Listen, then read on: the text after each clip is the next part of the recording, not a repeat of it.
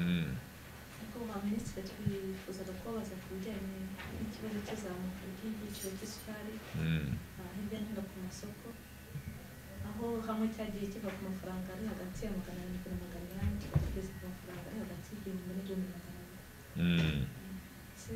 Biterwa n'iki? Murakoze. Nagira ngo wenda ntangire mbwira abantu yuko nta kibazo cy'isukari kiri ku isoko.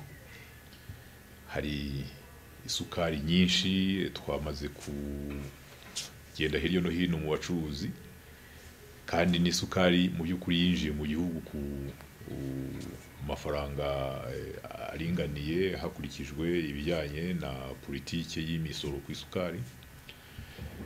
Gusa muri iki cyumweru, mu ntangiriro z'iki cyumweru, hari ibintu bisa n'ibyahuriranye bitera impungenge abantu, bituma abacuruzi nk'uko bisanzwe bajya mu bintu byo kuzamura ibiciro ku mpamvu zidasobanutse. Icya mbere twamenye, hari umucuruzi ufite isukari nyinshi mu madepo, yigeze kwemporta toni ibihumbi birenga 6, agenda rero ayicuruza gahoro gahoro. Abakozi be muri iyi minsi bagiye mu kiruhuko. Twaje gukurikirana batubwira yuko ngo yafunze amadepo, abakozi bajya mu kiruhuko. Abantu rero bari basanzwe bakorana nawe abaha isukari bagira impungenge, batekereza ko hari ikindi cyaba cyabiteye.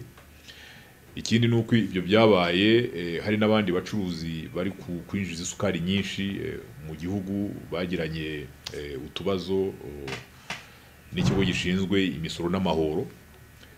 Iyo sukari bari binjize basa nkaho baba bayifatiriye muri gasutamo batarayemerera kujya ku isoko.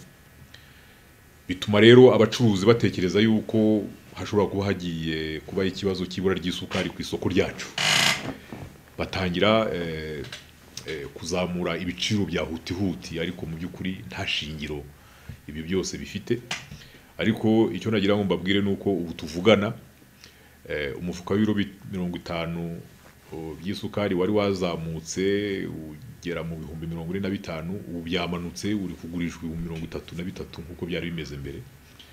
Ubwo rero nagira ngo rwose menyeshe cyane cyane abacuruzi batoya bari hirya no hino mu makaritsiye bari batangiye kuzamura ibiciro, be guhenda abaturage bagabanya ibiciro. Isukari irahari ku biciro bisanzwe. N'abari abacuruzi twavuze bari bagiranye ikibazo na Rwanda Revenue Authority, byarakemutse. Isukari yabo bayikuye muri gasutamo, iri gucuruzwa ku isoko nk'uko bisanzwe.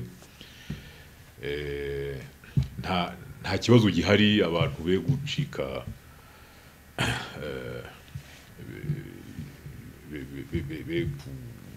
kugira impungenge. Ariko cyane cyane jewe ndabwira abacuruzi usanga iyo habaye akabazo bataramenya nuko ibintu biteye, ugasanga batangiye kujya mu bintu bya speculation. Rwose bagagura ibiciro ku biciro bisanzwe nk'uko byari bimeze, nta kibazo gihari. Kubatangaza ko ndishaka kubizamuka bitewe nuko hano mu Rwanda tutihaza, ahanini ngo bitewe n'uruganda rwa Kabuye rwaba rwarafunze bitagikora se. Kuba mu Rwanda tutihaza ku isukari ntabwo ari ikibazo cy'uyu munsi, ni ikibazo gisanzweho. Uruganda dufite rukora isukari nkeya, ariko rero ibyo ngibyo ntabwo ari byo byatuma ibiciro by'isukari bihindagurika, kuko twaganiriye n'abacuruzi bihagije, ndetse tuganira n'ibindi bihugu duhuriye mu muryango w'ubukungu bwa Afurika y'Iburasirazuba, kuko hari uburyo kubyerekeye isukari ituruka hanze y'umuryango mu bindi bihugu hirya by'amahanga tubiganiraho kugira ngo tumenye irinjira yishyuye amahoro angana ate. Mu Rwanda rero kubera yuko isukari ni igicuruzwa gikomeye cyane mu mibereho y'abaturage ya buri munsi, kandi tukaba nta sukari dufite ihagije ituruka mu nganda zacu, twabasabye batwemerera yuko twatumiza isukari hirya no hino ku isi aho iboneka, igashobora kwinjira mu Rwanda nta mahoro yishyuwe. Ibyo ngibyo barabyemeye, na n'ubu niko bimeze, niyo politike turi kugenderaho. isukari rero iri kwinjira mu Rwanda nta mahoro yishyuye, niyo mpamvu ku isoko habonetse isukari ihagije ku buryo ibiciro bidahindagurika cyane, uretse nk'ibyo byari byabaye muri iki cyumweru kubera utwo tubazo tugatuma abacuruzi batangira guhindagura ibiciro uko bishakiye kubera impamvu nabo ubwabo baba batazi neza. Kabuye amakuru dufite nuko koko burya buri mwaka hari igihe bahagarika imashini bakajya mu mirimo yo